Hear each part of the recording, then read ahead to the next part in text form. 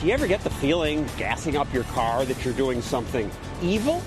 After all, I'm told that every gallon I put in contributes to the death of the earth. The future of human civilization is at stake. I'm told that the dollars I spend here wind up in the Middle East. So by doing this, I'm apparently funding dictators and terrorists. We know we can't power America's future on energy that's controlled by foreign dictators. So what am I doing? I'm sorry. I'll stop. I won't do this anymore. But wait a second. I need the gas. I need the drive. At home, I need electricity to power my appliances and keep the lights on. So what can I do? Is there an alternative? Yes, there is, I'm told. What if we could use fuels that aren't expensive, don't cause pollution, and are abundantly available right here at home? We have such fuels. Yes, we do. We have the wind and the sun and heat trapped beneath the earth. In fact, we can start right now using solar power, wind power, and geothermal power to make electricity for our homes and businesses. In 10 years, he says, we can get all our electricity from these carbon-free sources. I'm Boone Pickens, and I have a plan. This billionaire, says Vice President Gore, is partly right. We can unleash wind power and free up America's natural gas to power our big trucks and bus fleets and save billions of American dollars. We can save billions by using the wind and natural gas? Wow. But if that's true, why do the billionaire and the vice president need our tax dollars? If there's an alternative to this oil in a free country, someone will invent it and get rich selling it. Let the entrepreneurs compete. Let the politicians keep their hands out of my pocket.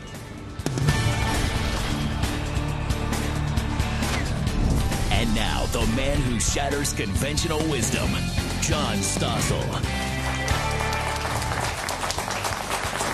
Good evening. Energy independence, I'm told, should be America's goal. Today, we do buy a lot of oil from some very nasty people, dictators in Venezuela and the Middle East. What if they just cut us off?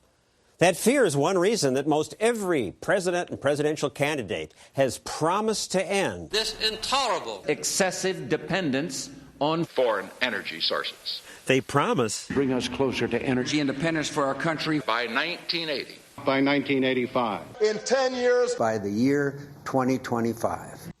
Doesn't look like we're making much progress. Today, we are more reliant on foreign oil than ever. When Nixon was president, we imported 25% of our oil. Today, it's nearly 70%. It's a reason one oil billionaire has spent millions of his own dollars on an ad campaign pushing wind power and natural gas. Here's his first ad, which ran last year during the presidential campaign. Over $700 billion are leaving this country to foreign nations every year. That's 4 times the cost of the Iraqi war. We need action, and we need a plan. A year later, Pickens still didn't have that action he wanted. I'm back again, and we haven't done a thing to lower our dependency on foreign oil. The president's made a good start on wind and solar. That's only half the problem. Pickens' solution relies on more use of natural gas. Natural gas can power big trucks and bus fleets, lower our dependence, create jobs, and save billions of American dollars. Sounds good, so I'm honored now to be joined by Boone Pickens. I admire you for spending your own money on these ideas, though I don't understand why you need my money, tax money too, but we'll get to that. But before I talk about that, I must disclose that I have a little history with Boone Pickens. Last year he was on Meet the Press. Tom Brokaw was hosting, and he talked about oil falling in price. If you think oil's going to stay down at 50 and 60, I'll make you a $10 bet on that we'll be back to 100 in a year from now. I'll bet you $10,000. I attended Pickens' speech shortly after that, where I offered to raise that bet. Would you take that bet? Wait a minute, what's the bet? That a year from that Meet the Press 2 weeks ago, that the price of oil will be over $100 a barrel. I must say, it's daunting to bet with T. Boone Pickens. I'm going to bet with you. I promise you and I'll get a bet before we leave here. But he wasn't going to just accept my bet. He demanded a later deadline. So I'll take that bet if you'll move it out to the first quarter of 2010. Put it on my birthday, May 22nd. Boone, we have time. One more question. Wait a minute. Have we got a $10,000 bet? So we got it? All right. I am a deal maker. Yes, you are a deal maker. I would have won this bet if we took the original Brokaw bet, but now we're waiting for your birthday. You know, I may be like the guy that fell off the 10-story building, that when he went past the 5th floor, he said, "I'm not dead yet." I hope I win. Well, I'd say you've got a good bet. Good. To hear that from you is very impressive. Now, let's talk about your plan, and let's start with wind. You, on your website, have a very interesting graph that talks about the U.S. wind corridor. Take a look here. Oh, okay, yeah. Tell us about that. The best wind in the world is in the United States. And I say, let's get started using it. Is it going to replace some large amount of power generation? Unlikely. You know what that pie looks like as well as I do. 52% of it's coal. And you even have people say we can replace 52%, knock out the coal, do it with wind. No. It's nonsense. So even though you promote wind, this is hyped. No. I want to get started on renewables. And I want to start using America's resources. And that's one of our resources. If wind and natural gas, which you also promote, are a good thing, why do you need my money? Your money. Why do you need subsidies? I didn't ask for very much. Well, I don't want to give you any. Oh, you're talking about H.R. 1835? Is that what we're... I'm talking about that you want government to give... First of all, there are already huge subsidies for wind power. And now you want some government help on natural gas. Well, the natural gas that I'm asking for is to get the 8.5 million vehicles, heavy-duty trucks. Those are what we call Class 5 through 8, 18-wheelers, 8.5 million of them. If we could get those on natural gas away from foreign diesel, it would cut the OPEC supply to the United States by more than 50%. So just do it. Get together with other rich guys and make a proposal. Why do you need my tax money? Rich guys and make a proposal. Well, go to Bill Gates. I don't know, but keep your hand out of my pocket. Oh, I don't know. You're not talking about much money here. If under 1835, the bill that has 126 co-sponsors will come up for vote, it will pass. What does it mean out of your pocket? Do you know? No. Okay. It'd be about I'll have less. $10 billion. I mean, you're talking about peanuts to get it started. That will give direction and leadership to take us where I want to go. Tell the story about meeting with the president by a parking lot. He talks about wanting, within 10 years, to get 1 million cars plug-in. This is what I said to him. I said, he asked me, he said, is there anything I say on energy? And this was in August when he was running for president. He was still a senator. He said that do I say anything that makes you uncomfortable? And I said, well, when you tell about having 1 million plug-in hybrids in 10 years, I said, I laugh. And he said, why would you laugh? And I said, well, there are 250 million vehicles in America, and you're going to have 1 million on plug-in hybrids? Maybe. Maybe. I said, it's meaningless. I said, you've got to look at the picture, the size that it is. We are importing 13 million barrels of oil a day in the United States. We'll talk about that. And also coming up, Boone Pickens says wind power can create jobs. But by that logic, with the baseball here, can I create jobs by breaking a pane of glass? We'll discuss that when we return. Simple.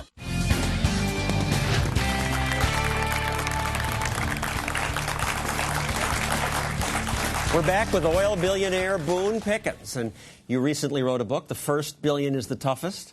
I've always found that. I haven't gotten there yet, but... But now, you know, when I made it $1 billion, I was 70 years old. Can you imagine how many guys, if they would stay and work past 70, and we'd have a lot of billionaires? Well, I look forward to that, and I'm glad that you're making this money because you're spending your own money on these commercials promoting natural gas as a route to energy independence. And here's his latest, just out this month, beginning with words in Arabic. Go back to sleep, America. The oil crisis is over. I don't think so. Our economy is bleeding billions for foreign oil, importing nearly 70%. much of it from countries that don't like us. That's billions we should use to create American jobs. We have plenty of American natural gas to power our trucks and bus fleets. It's cheaper, cleaner, abundant, and it's ours. We've had our wake-up call. It's time to act. And what does that mean, we need to act? We need to put the pressure on Congress to pass H.R. 1835, and that moves you to natural gas as a serious transportation fuel. And Congress acting, and Congress moves us there. What do you mean? How does it move us there? Okay, they pass it. 1835 comes out. You have a diesel. You don't have to get rid of it, but when you get rid of it, you buy a domestic vehicle, a car or a truck that uses domestic fuel. And with it, you get a $65,000 tax credit. The $65,000 tax credit, then, is acting. And your website calls subsidies and tax credits incentives. But it's an incentive because there's an incremental difference from the diesel to the natural gas 18-wheeler. And it's $65,000. Incentives are one thing, but you call them, I call them subsidies. And your website carries videos on how good those subsidies are for towns that install windmills, like Sweetwater, Texas. You see restaurants and hotels and motels really thriving because there are a lot more workers here, a lot of activity going on in the community. They're building new houses like crazy, and at Highland we're getting so many kids that want to come to our school, and that couldn't have been made possible without the windmills. All right, wind farms receive tax credits. That creates jobs. That's a good thing?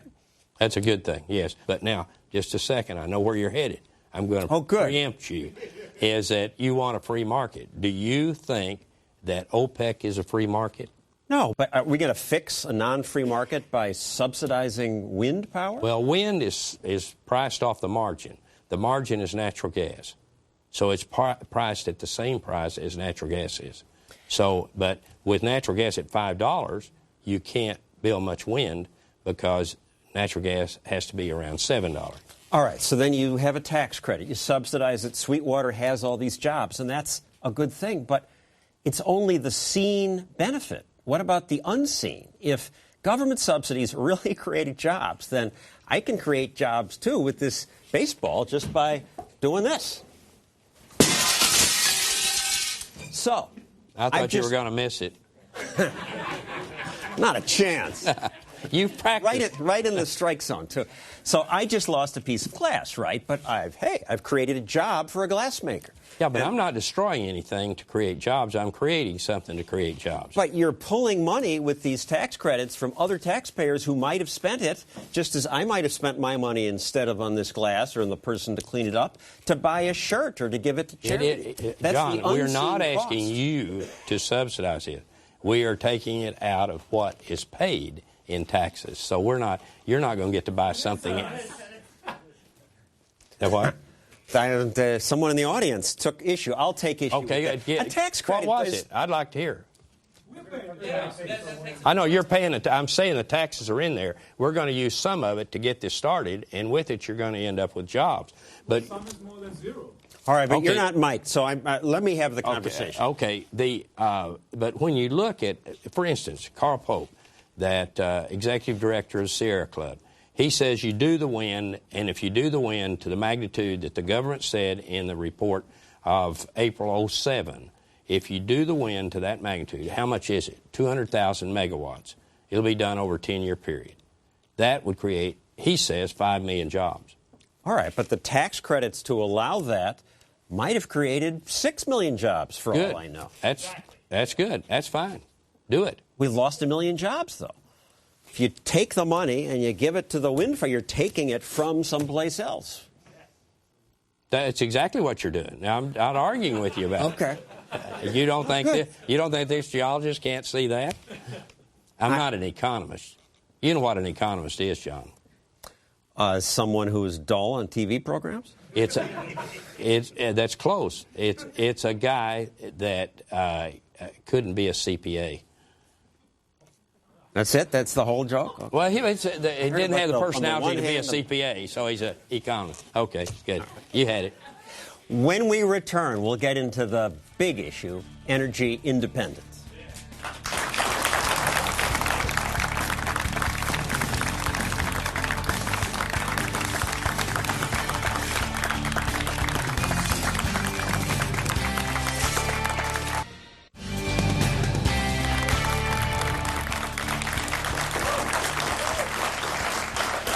We're back now with oil billionaire Boone Pickens.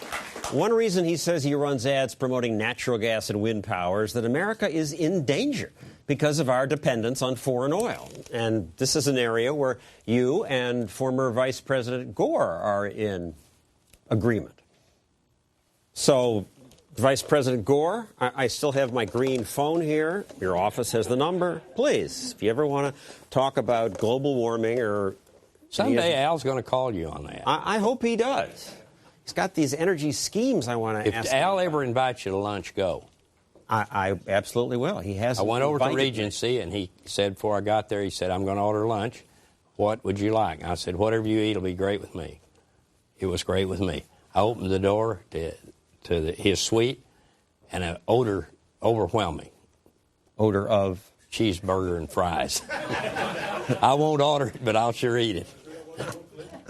Well, Mr. Gore, I love the cheeseburger, and I'd love to talk to you because I know this subject is important to you because you say...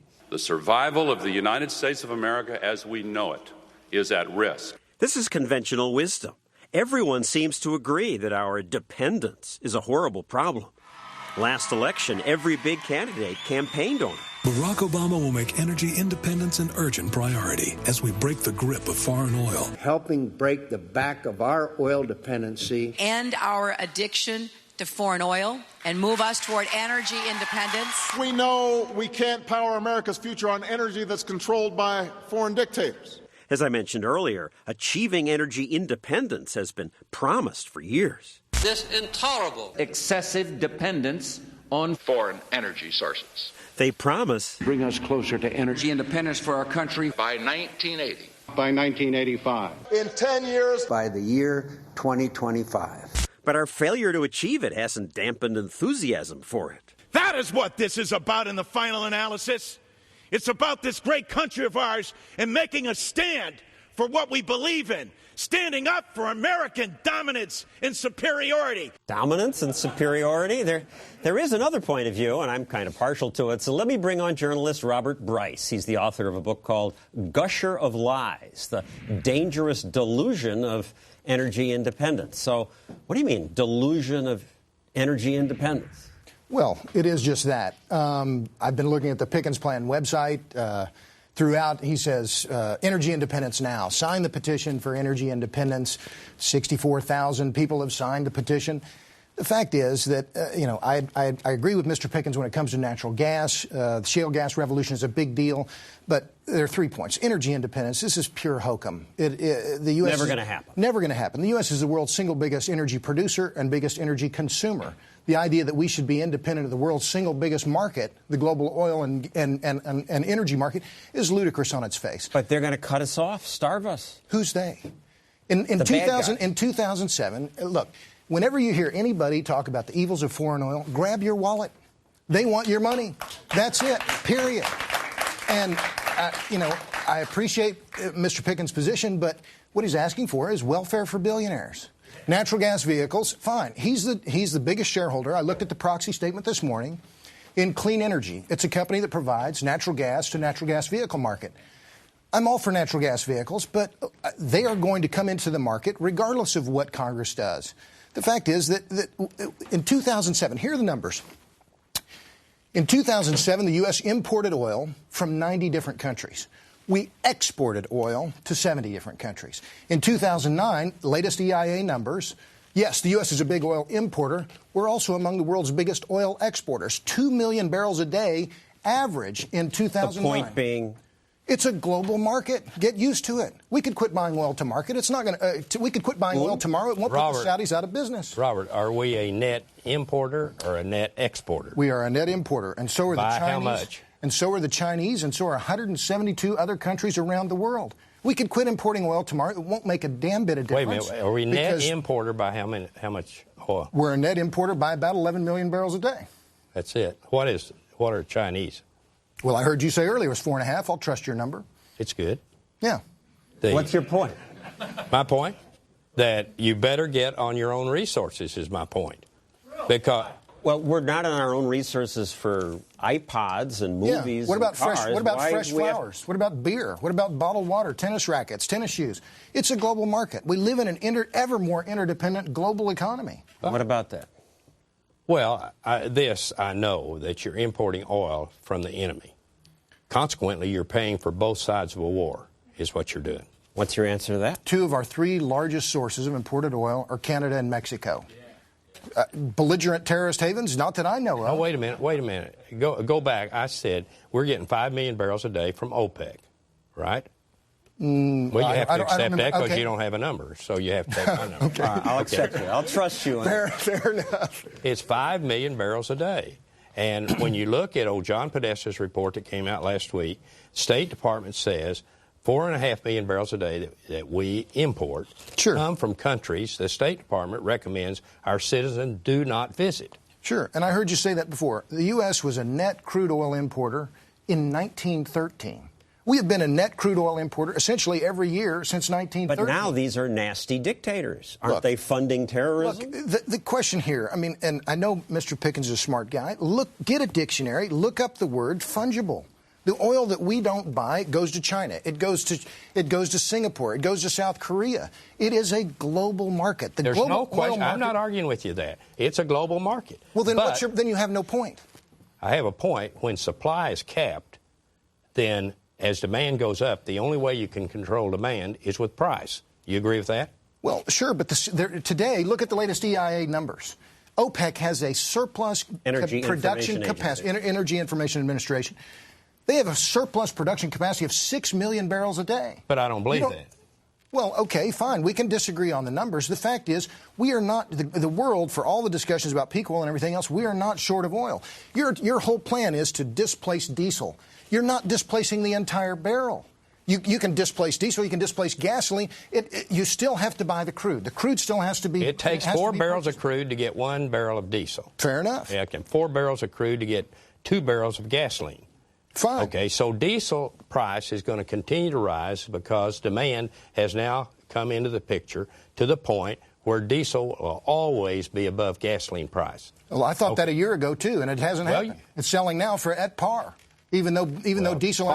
You're drowning me in inside oil business here, but Can we talk about the wind business? Well, I want to go back to this point. I believe in peak oil. Fair enough. Okay. Peak oil meaning that soon we're going to come to a point where we've got all the oil we've ever found and the numbers will go down. That's exactly right. The numbers will start down in 2012 or 13, that you will not be able to replace back to 85 million barrels. You have to get on your own resources, and you have only one resource that you can replace foreign oil with. Natural gas. Natural gas. And you are the largest in the world in natural gas reserves. You're larger. Al Gore says the world is going to end in 2 years. Wait a second. Al Gore says the world will end in 2 years. Well, this idea won't work then. So look, we'll move away from... We'll move to natural gas. We'll move to all kinds of other things. All kinds of other things are what? Well, when oil becomes too expensive, I'm not smart enough to know. We'll move to something else that is cleaner, cheaper, more abundant, or all of the above. You're asking for subsidies even though we're not to that point. The market will make that transition. When you talk about subsidies, this reminds me of promises made by people pushing ethanol as a substitute for oil. And we have some clips on that. Let's bash some Republicans. This is what we make ethanol out of. Every gallon of ethanol that is consumed is 1 gallon less of gasoline. But University of Minnesota researchers found that even if we devote all of America's corn production to ethanol, it would meet only 12% of our oil needs. Cornell scientists found making ethanol uses more energy than it creates. And a new Stanford study finds that ethanol isn't environmentally friendly. It releases more pollutants like ozone.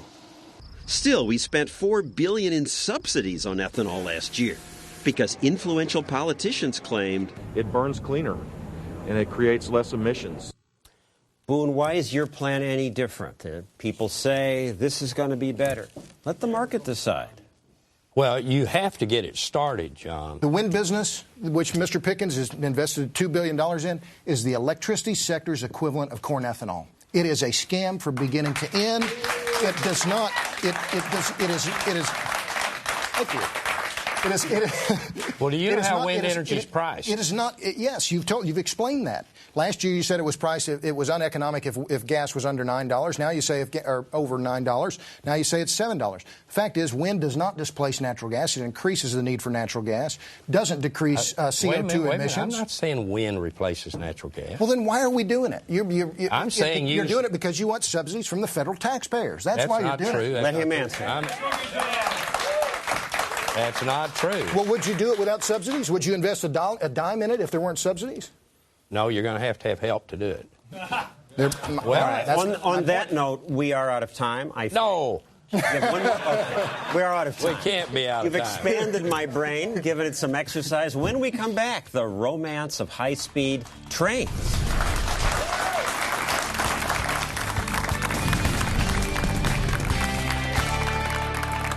Day. Now shattering conventional wisdom, John Stossel. Have you seen the cool high-speed trains they have in other parts of the world? Some of them go really fast. In Japan, they have the maglev train. The magnetic force is all that's needed to propel it down this test track at jaw-dropping speeds. That was 500 kilometers an hour. That's the equivalent of about 300 miles per hour. This is a Chinese train that goes about that fast. If it were in America, it could go from New York to Chicago in just over 3 hours. We do have the Acela, which, when the tracks aren't broken, does go 100 miles an hour. So, don't you like trains? I sure do. And we're told they're an answer to crowded roads and pollution.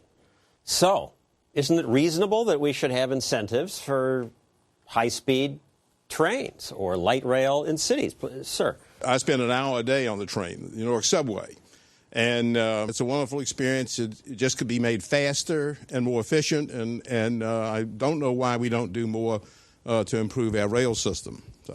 Well, the subway is a good example. And keep the mic for a moment. That clearly that's something only government can do, right? That's a role for the state. Correct. To dig the tunnels, to have that much serving that many people. But did you know that the subways in New York City were built by private companies? Yes. So you just said only government can do that? Well, today I think that's true. Okay. I think there are just too many things that are going to require government intervention to improve the systems. Okay. And yes, sir, you like trains? Yes, I ride on trains every day in New York City. I take the subway, and I think it's the fastest way to get around New York during the day. So you're happy with some tax money going to help the trains? Sure, but I think private companies could handle in producing these trains and the routes that needed without the government subsidies. All right, well, most of our politicians agree with these people who say trains are great, and they have big plans for more trains. Building high-speed rail lines that will improve travel and commerce. It's rail, rail, rail, and rail. Here's a simulation of what's planned for California. You will pay for this. We have allocated $8 billion for high-speed rail. We've allocated another $5 billion from $1 billion for the next 5 years. We're making a commitment that is absolutely unprecedented. It is the single best investment of any traveling dollar you can invest in. Of course, the theory behind that is that we expect ridership to continually increase, not decrease. But how likely is that? Often, when I ride the train, this is what I see. This is the Baltimore light rail system. Promoters said it would be an all-new way of commuting for business and pleasure. But the same length of highway near Baltimore moves 10 times as many people. And here's a passenger on Portland's celebrated light rail train. So, is this our future? Is this what we're paying for? Lots of money so a coyote can feel at home?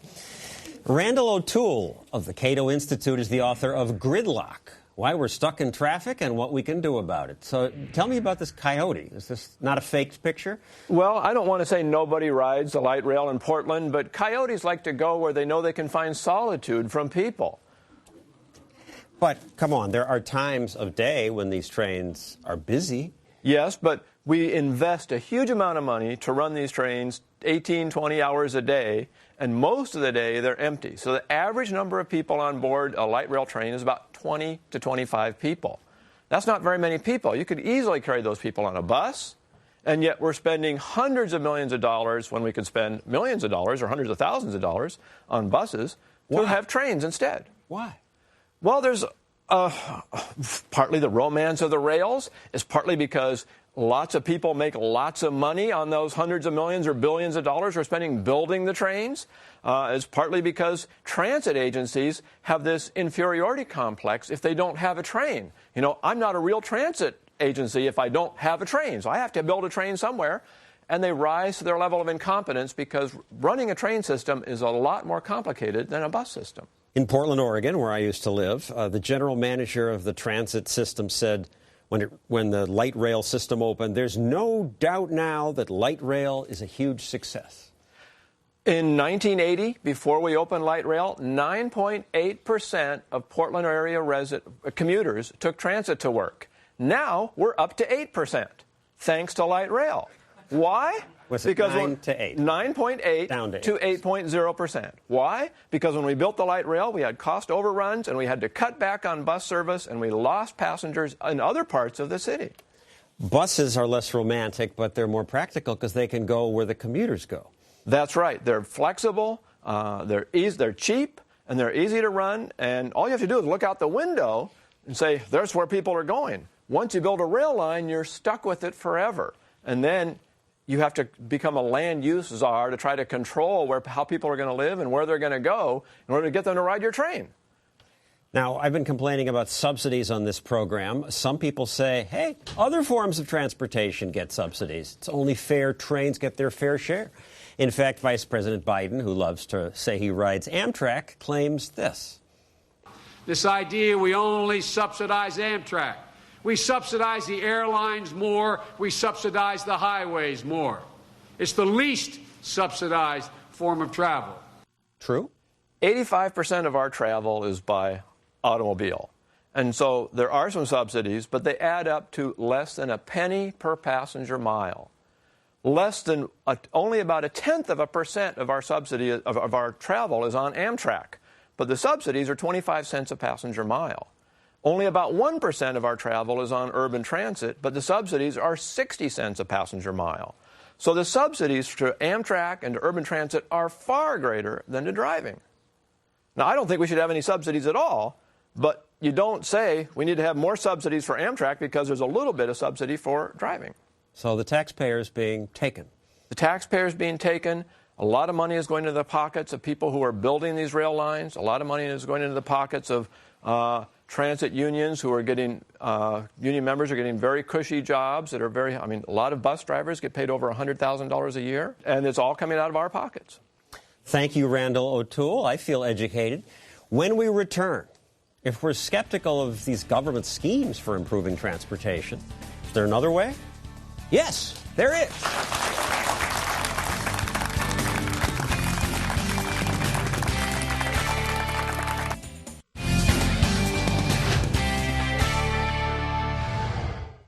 We do have some real energy problems. Traffic jams, pollution, prices that may go way up. So what's the solution? Innovation. Free enterprise brings us wonderful innovation, and it's a good thing. 40 years ago, some scientists said the world will run out of oil by 1992. They said we'd run out of natural gas by 94. It didn't happen because companies found new ways to get more oil out of old wells, and they invented drills that dug deeper, found new oil. So what's next? Where's the innovation going to come from that'll get us to some pollution-free future? Somehow I'm skeptical that the answers will come from the likes of politicians like Al Gore. When President John F. Kennedy challenged our nation to land a man on the moon and bring him back safely in 10 years, many people doubted we could accomplish that goal. The former vice president believes innovation is something that government must guide. He uses the Apollo mission as a metaphor for how government does great things. But think about it. Yes, NASA did put a man on the moon, but they spent billions and haven't been back in nearly 40 years. By contrast, an organization called the X Prize has rekindled the space race by offering a prize. Offer a prize, and they will come. They did, and Burt Rutan's Spaceship One became the first team to launch 3 people into space. They won $10 million. This year, billionaire Richard Branson bought Rutan's design, and he's now testing Virgin Galactic Spaceship Two, which he plans to use to take tourists into space. Sparking innovation with prizes is not a new idea. Charles Lindbergh risked his life to fly to Paris because there was a $25,000 prize for the first solo flight across the Atlantic. That success helped turn air flight from a novelty into a new industry accessible to the public. Today, people compete to win prizes for excellence in human genome research, energy-efficient cars, and a mission to the moon. 3, 2, 1, fire. Here's a sample of a device, a lunar lander, that's already being tested. No government money, none of your taxes involved. Creative innovation driven by entrepreneurs taking their own risks, hungry to win the prize. The Progressive Automotive X Prize. Competition for a car that gets 100 miles per gallon has drawn nearly 100 entrepreneurs. The design competition was first. The cars had to pass a looks test. These cars did. Next comes the race. 54 teams will compete to win. The man who raised the money for the prize and organized the competition is Peter Diamandis. We are driving through competition, entrepreneurs and scientists and engineers to do what only governments could do before. Peter Diamandis now joins us from Los Angeles by satellite. So, Peter, what's the latest on the contests? Hi, John. Well, we opened the competition at the New York Auto Show back a couple of years ago and had 130 teams from 20-odd countries around the world register. Most of the teams from the United States, entrepreneurship is alive and well here. And these are cars that have to be the fastest, most efficient cars on the planet, doing over 100 miles per gallon of their energy equivalent. We've whittled that down to where there are 51 vehicles in the competition now, and we just, at the Detroit Auto Show, announced that we've picked Michigan and many of the locations around Detroit to have the competition go into its final phase between April and August. Which is what, these the final cars phase? The final phase is going to... The final phase of these cars demonstrating their ability to be fast, maneuverable, safe, and do over 100 miles per gallon or its energy equivalent. And we'll be crowning at the end of August and in December in D.C. the world's fastest, most super efficient cars on the planet. Importantly, cars that you and I would love to drive and that we will be able to buy. These are not for kits. These are manufacturable automobiles. So government spends billions on trying to research these things. How can you get good results with a measly $10 million? The money credentials the competition. These teams are doing it for much more than just the money. They want to get the global visibility and the chance to really get into business. You know, the difficulty is that, you know, I define experts sometimes as people who can tell you exactly how something can't be done. And when you really want true innovation, true breakthroughs, it looks different than what you have at hand. And so the person who might bring you the breakthrough is from a completely different field, a different area, the person that might not get the venture money or the government backing. And so when we put up these large incentive prizes, we say, I don't care where you're from, where you went to school. If you do this, if you solve this, you win. Go directly to, you know, and you hear from people who the government might never have found. Absolutely. Our prizes are global, and we basically define the goal. We say, this is the objective. And we get people who come from different fields, different parts around the world that you might not ever get to know. And they register, and they're passionate, and they will risk everything. And, of course, to truly drive a breakthrough, you have to take incredible risk. In the video, you said, we're driving scientists to do what only governments could do before. But I question that because this could have happened before if someone had thought of it. This is always a better idea. There is always a better idea, but what's different today is that the power inherent in the hands of individuals is what only governments had before. With the exponentially growing technologies we have before us and the capital that are in the hands of small groups of individuals, you literally can do what only governments could do before. And that's incredible. So I look to small groups. I look to groups of smart graduate students who have unconstrained thinking and come with an idea that's crazy, but of course it's crazy breakthrough, not anything else. Well, we wish you the best of luck. I hope you bring us all kinds of wonderful new inventions. Thank you, Peter Diamandis. My pleasure. Up next, it's time to get out a tub of water to explain why we don't have to worry about energy dependence.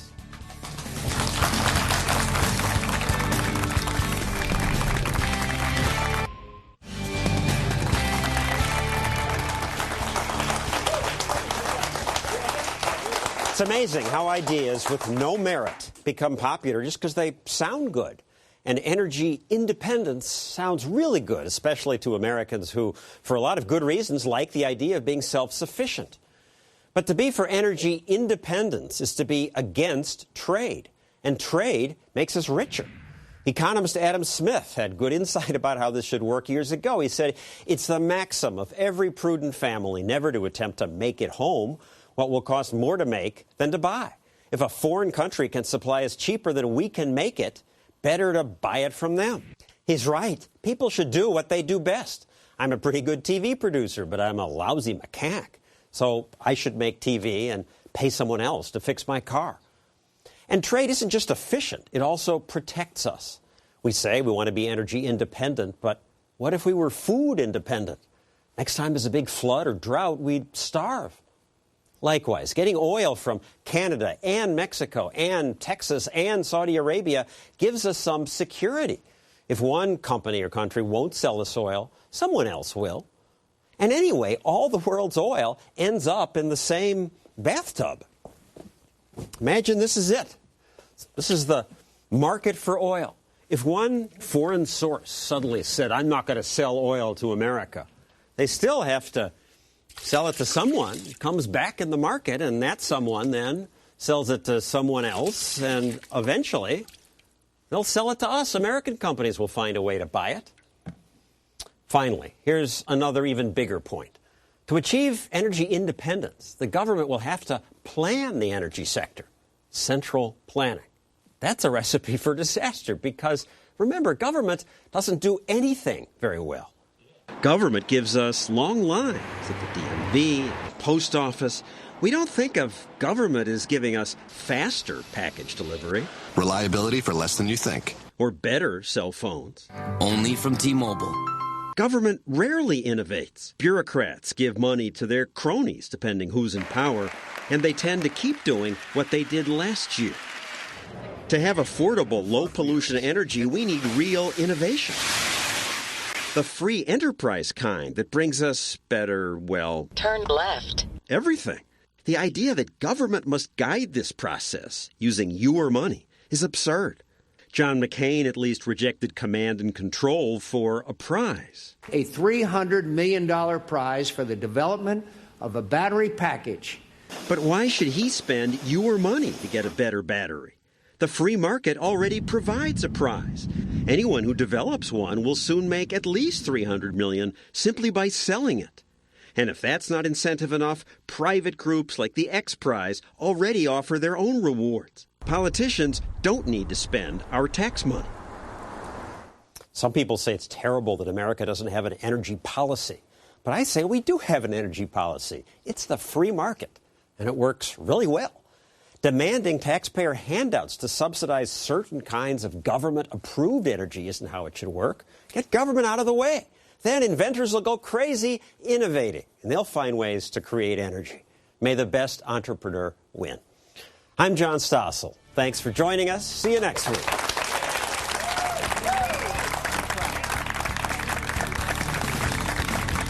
We want to hear from you. Send us your ideas, your examples of government gone wild, and join our studio audience. To do that, email us or call us.